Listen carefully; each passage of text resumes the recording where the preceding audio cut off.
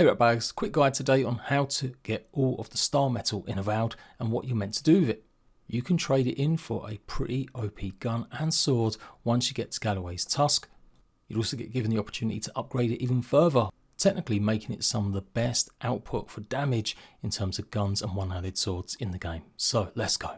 There's one piece of StarMetal in each of the 4 zones.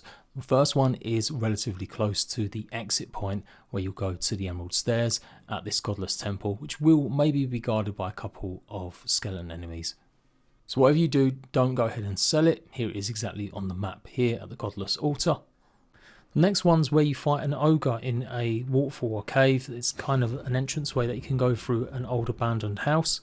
This area might be guarded by a few spiders, and then when you get down, it's actually called Damp Burrow on the map.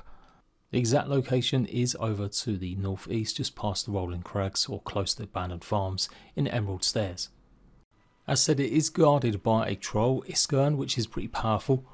There is another way into this area. You can head on direct through the cave opening, but then you might lose the chance to be a bit more stealthy, like I'm showing here. As a recording, it was an exceptional enemy. You may have to deal with some of the wood crawler spiders if you enter the cave from the main entrance, or if you're leading Iskern out. He's relatively easy to take on, but he does have some formidable attacks if he gets up close with his club.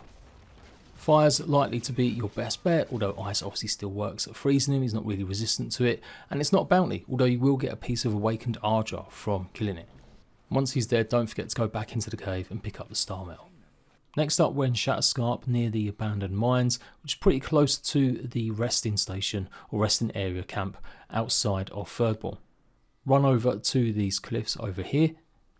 This one can be easy to miss because the only entrance is through a small opening next to a fossil. Once inside the mine area, you may come across a bunch of spiders, so you'll have to take them out as well. A side quest to find some retired soldiers also finds one of them here too. Anywho, clamber through and climb up through the area on top of the constructs. Jump across and make your way through this little gap and then get right on top of the cliffs effectively. And instead of turning left to talk to the NPC you'll find in there, actually turn right, move along this cliff face, take a leap across and jump on top of these rocks and follow the cliff edge along. And literally just sitting there in the middle of nowhere pretty much is the third piece of StarMetal. And just another close-up of the map, here you go at the abandoned mine. Hands down the toughest in terms of combat is all the way in, obviously Galloway's Tusk, just south of where it says Ash Forest, all the way over to the west. You'll find the fourth and final piece, obviously inside the meteor pit. There will be some enemies nearby to deal with, and especially look out when you go ahead and grab the fragment. You'll get this ridiculously OP Revenant enemy appear. You won't get much tougher at legendary status, tier 3, and I think that's regardless of what level you are, like a lot of the other enemies in the game. Frost and Fire is good. I wouldn't necessarily use any poison damage abilities on them, and obviously physical actual attacks with weapons are always good, as you can see doing a lot of damage with obviously the stealth ability. But I would say for sure, yeah, look out for him poisoning you, because that can do a lot of damage, and his major melee attacks are ones to watch out for the most, as they can do a huge amount.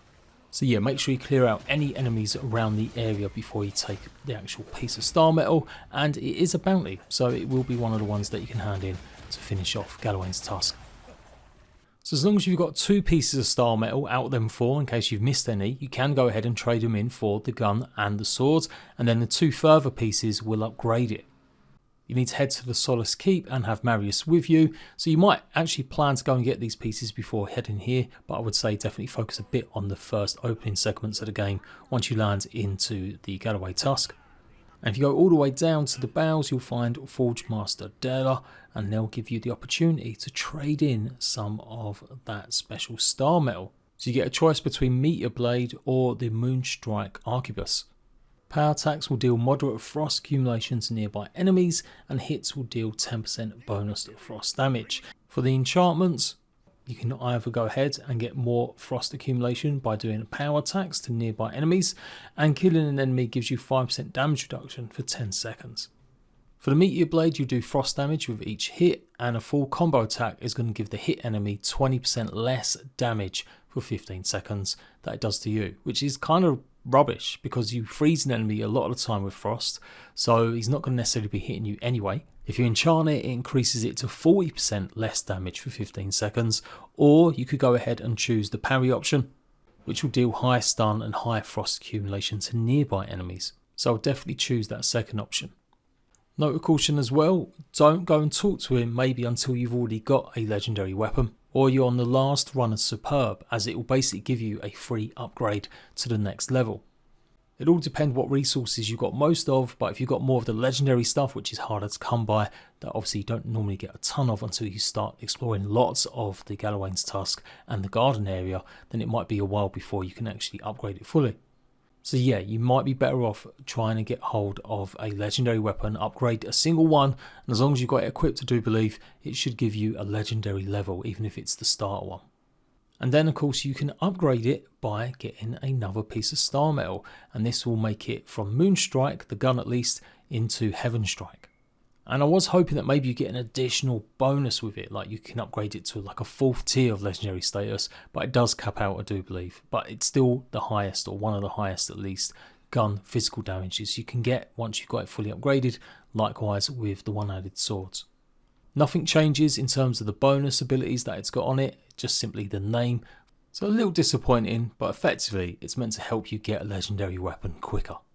You can't sadly choose to use all of your StarMetal on upgrading just one of the weapons either. You have to basically pick the Meteor Blade and then I do believe the Moonstrike before then being able to upgrade the next level with the next 2 pieces of StarMetal that you might come across.